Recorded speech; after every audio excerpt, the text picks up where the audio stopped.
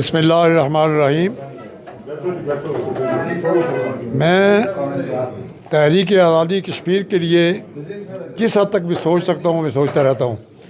और student life के अंदर हमने एक तंजीम बनाई थी तहरीक आज़ादी कश्मीर के हवाले से, NSF।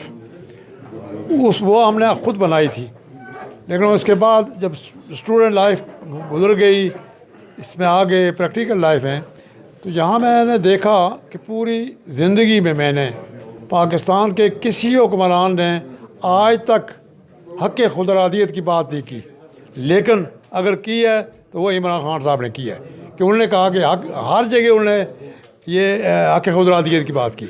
इसलिए मैं कहता हूँ कि ये हमारे जम्मू कश्मीर की आज़ादी के लिए जिस हद तक भी काम किया उन्होंने और भी करेंगे, तो इस एतबार से मैं इस पार्टी में शामिल हुआ हूँ और पाकिस्तान पीपल्स पार्टी को 30 साल के बाद मैंने छोड़ दिया है।